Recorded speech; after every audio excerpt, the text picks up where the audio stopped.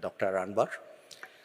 So let me share my thoughts both about how the world looks to us, as well as where the relationship with the UAE fits into in that world.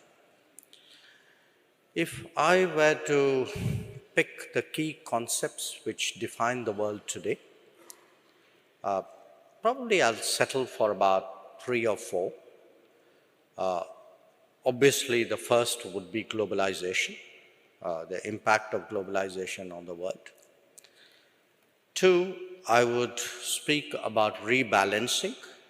Rebalancing meaning that the weight of different nations and different regions in the world have changed in the last many decades. And a lot of that derives from globalization. Some of it is autonomous of globalization.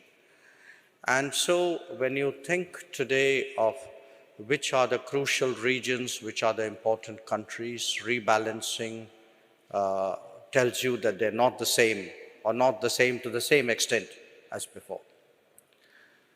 As rebalancing advances, I would pick a third concept, multipolarity, which is that some nations and maybe some groupings have acquired that much importance and influence that they're regarded in the international system as one of the poles.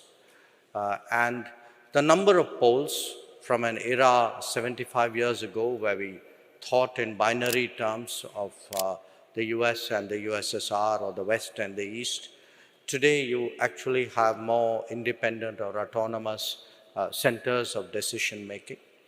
So the more rebalancing carries on, the more we are going to see the emergence of multipolarity. So the flow in that sense would be the deeper that globalization gets, the more you're going to see rebalancing. The more rebalancing you get, the more you're going to see the emergence of multipolarity.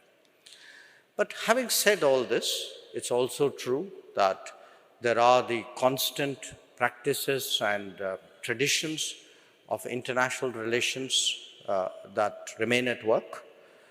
International relations are still primarily defined by the nation state, by competition and collaboration among nation states, by convergences among them.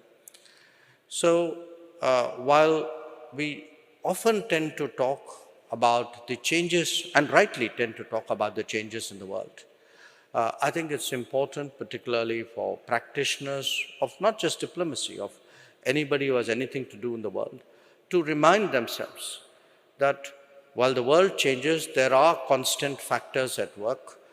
There are sometimes historical factors at work.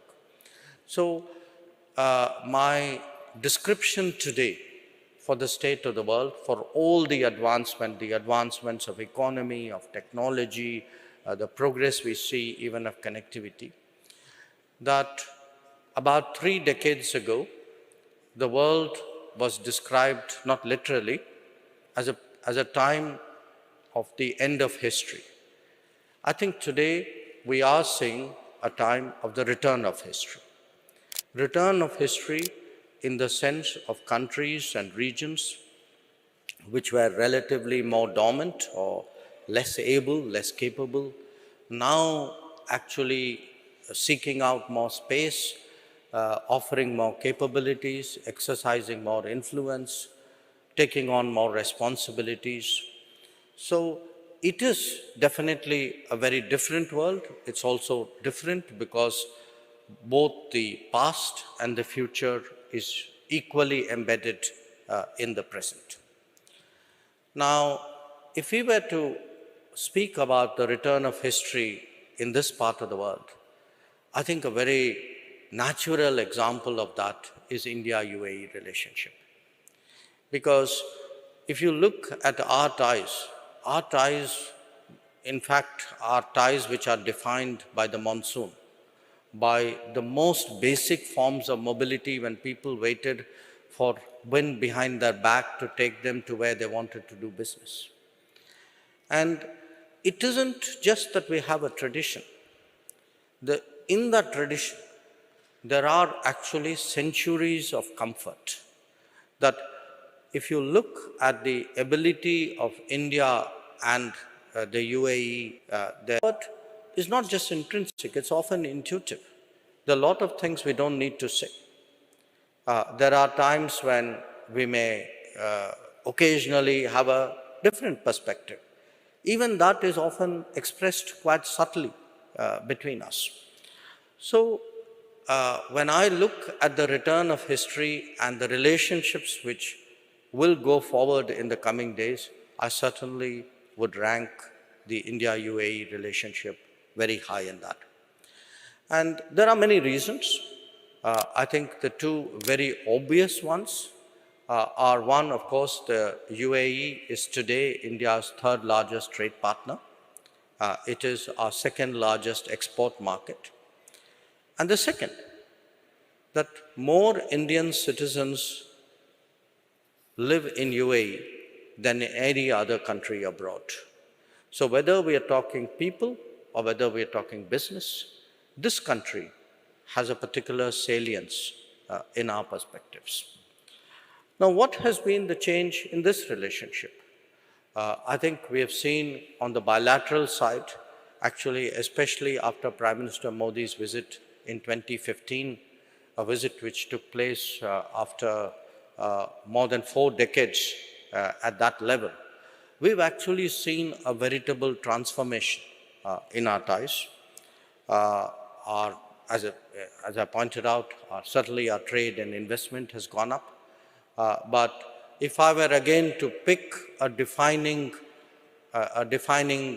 moment or a defining decision of that change, it would be the SICA. The fact that we were able to conclude a comprehensive economic cooperation agreement so quickly and has led to such effective results thereafter, I think speaks really volumes for the relationship. And we are now moving into new areas. Today, our discussions are about space, it's about education, it's about artificial intelligence, it's about health, it's about startups. So again, the traditional energy, trade, investments, those continue. But a new agenda is also coming into being, and to my mind, that is something that would really redefine this relationship and help it go to a higher orbit. The second aspect of this relationship today is our ability and our effort at actually expanding it to other partners with whom we have mutual comfort. Right now, to me, the obvious example of that is France. We have just this year taken our trilateral with France to a ministerial level. We certainly want to expand that. But we're also, India and UAE, doing more things together in other geographies. Africa is an example. We together are exploring the possibility of health cooperation in Africa. And then, if I were to sort of go a little bit broader in the canvas, I would cite to you the establishment of the I2U2 mechanism between India, Israel, UAE, and the United States as yet another example of how our changed relationship, India and UAE, is now beginning to have a broader ripple impact. The fact that it is fitting into actually transformations which are independently underway in this region and often helping to take the direction of the transformation forward. So the picture I see today of India and UAE is really of two countries, very comfortable, who've known each other a long time, but who've rediscovered, in a sense, the relationship in the last decade, and who want to use the relationship today in a changing world, not just to survive in a changing world, but to shape a changing world. So it is in many ways a very ambitious relationship. because it's not limited really by its bilateral possibilities. It's certainly today having a regional impact, but I'm very confident that as we get deeper into the relationship, it will also make itself felt at the global level. So once again, I want to say I'm really delighted to be with all of you this morning. I wanted to set a tone, not because everybody wants to necessarily start a conference optimistically, they should, but I wanted to set a tone because as someone who, along with Dr. Anbar, we have been witnesses to this transformation of this relationship from inside the room. So I want to share with you that confidence, that sense of confidence inside the room about where this relationship is going. And I hope that at the rest of the conference, you will be able to build on that sentiment. Thank you very much.